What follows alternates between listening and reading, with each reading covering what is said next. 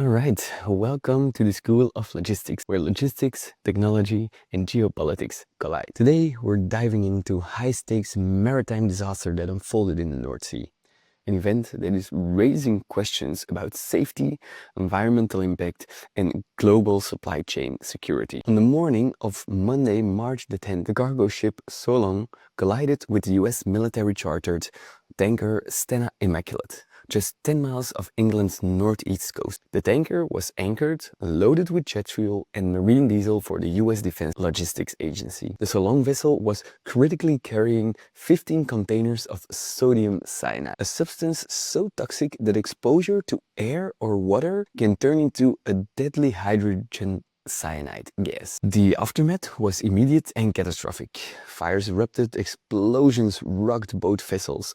Emergency crews scrambled to rescue survivors as thick black smoke billowed over the sea. One crew member from the So Long remains missing and is sadly presumed dead.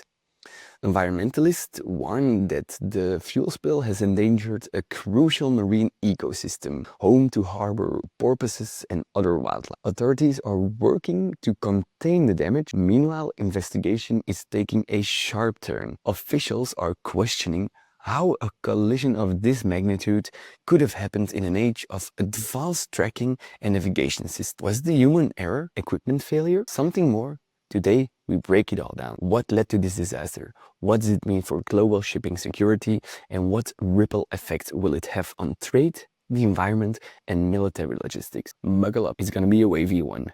This is the School of Logistics with Duckflow's founder, Paulien van Ostaaije and Michiel Vallée. Paulien, Michiel, welcome. Well, let's first start off. How are you guys? Thank you for the introduction. What a very nice introduction, yes. No worries, no worries. Well, this news was at the start of the week. I think everyone was very surprised. What was your first thought on this news? My kind of first reaction was, yeah, this is a coordinated. This is not a mistake. This is not an accident. Was my initial. Yeah, and I wanted to know like what happened, what went wrong. If there's an aviation crash, then you want to know the ETC transcripts and you want to see the video of what exactly happened. So yeah, that's first reaction to know. Yeah, exactly. As despite today's advancements in tracking automation and collision avoidance, maritime accidents like the So Long incident still happen. From a logistics enablement perspective, where do you see the biggest gaps in vessel tracking and operational decision making? Are technical blind spots, AIS spoofing, or cyber vulnerabilities still underestimated risks in modern shipping, you think? I think a lot of the technologies, there have been very big leaps. You mentioned AIS. There's also a lot of electronic charting happening as well. But I think a big gap is still how data is stored and shared and acted upon, because you can have the technology in place, but what you do with the data to really turn it into actionable information and insights, I think there's still a gap there. I think things like these, they are about layers of protection. It's not just about one system that failed. As you will see in all these accidents, it's always a chain of events that led to a very unfortunate situation where this happened. It's not like one system will have prevented, because probably every one of those vessels has a system on board that should have prevented the collision. But probably for some reason of maintenance or any other reason, it was disabled or there was no sound coming out of the system. Could be a very stupid issue. But it's about having these layers. Same for cybersecurity. If we look at the risks there, the immediate or the mindset should be that everything is hackable. Everything is. If the CIA tomorrow wants to hack you, wants to hack Duckflow, then probably they will succeed if they really want to. It's just a matter of cost. How hard is it to actually hack something? And there also you need to make layers of protection, like having two-factor authentication, to have better passwords, all these kind of things, to have better server, better firewalls. All these things need to be in place to make it as hard as possible to actually get hacked. And maybe from a more broader perspective, I think it's also important to not just have those hardware advancements and the hardware technology available, but also having systems that are really interoperable, that can really share data together, platforms that, then can unify traffic monitoring. Yeah, definitely. There are very good insights, but this is all very technological insights, of course. from a more environmental perspective, like hazardous cargo like sodium cyanide demands an immediate and coordinated response in case of an accident, yet containment efforts were delayed. How can the next generation of cargo visibility solutions and integrating real-time monitoring, predictive risk assessments reshape all these safety standards for transporting these dangerous goods at sea? Where is the blind spot still happening for these very specific goods? I think Michiel, you flagged that it was not confirmed. Yeah, there was like the carrier denied that there was anything on board that was that toxic at least, but any cargo at sea, I think, becomes dangerous. I think key there is to have the right data available to the parties who need it at the right time. So the fire department and the marine rescue services in Ireland, in England, will need that information, but probably they need to email, call, fax any carrier that is based in Portugal, Panama, Russia to get that information, which will take time and which will delay the operation. And of course, you don't send in your people when you don't know what will happen or whether there's an explosion that's possible. And that's not even new technology. That's just properly using existing technology and properly sharing data that you have. I think in terms of more futuristic solution. Well, actually, there's maybe no reason why it's so.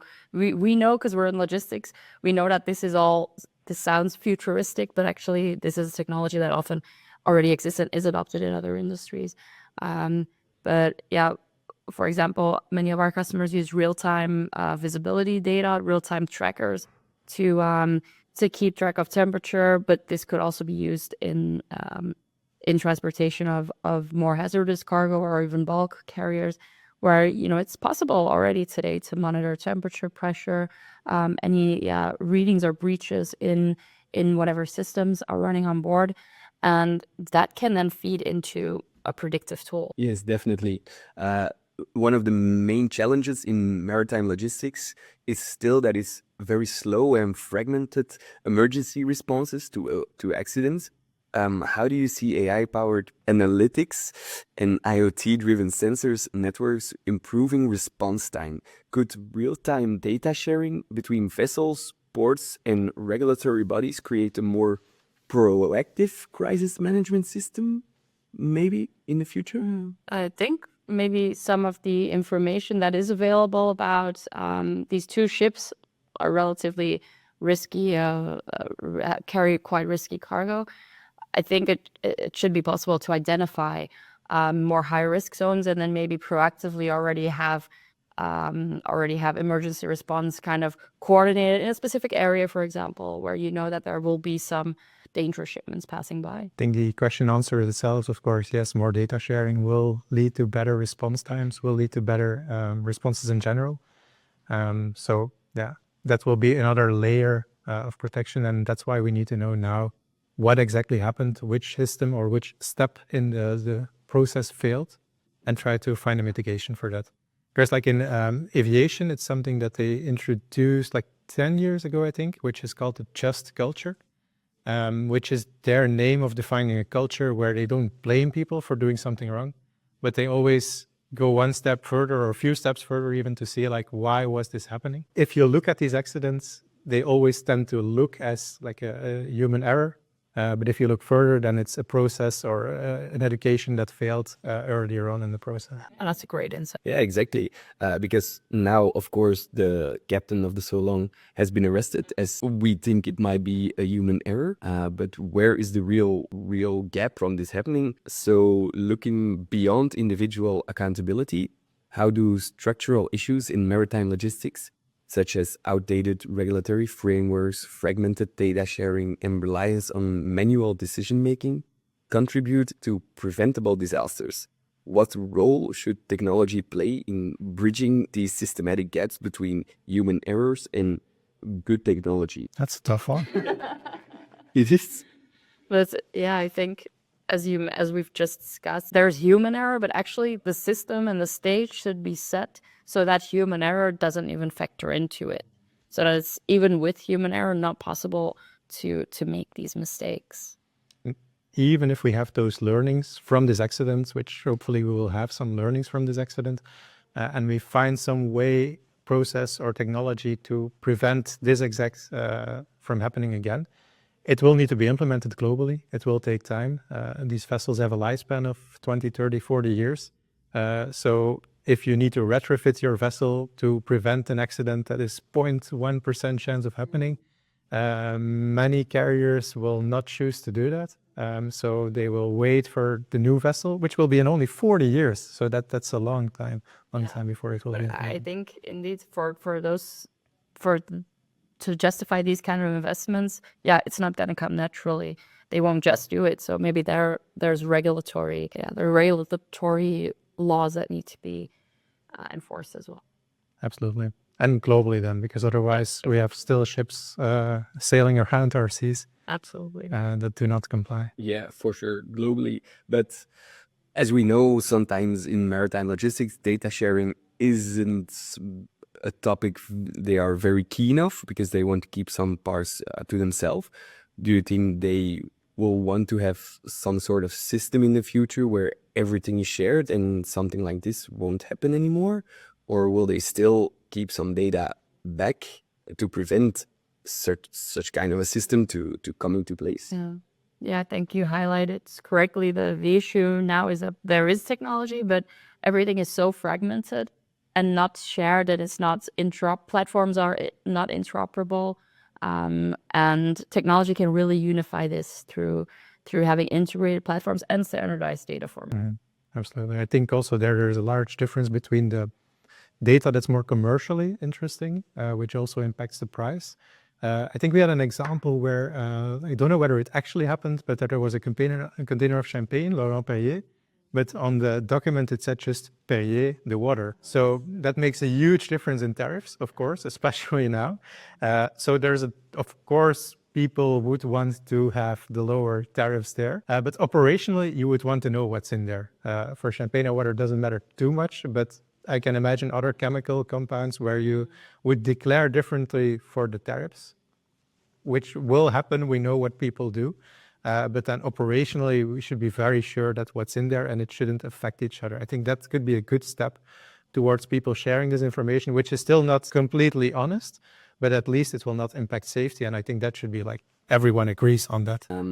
As we also have seen like automated decision making, we see this a lot in cars, for instance. If a car comes too fast approaching to an object, it stops and all these things.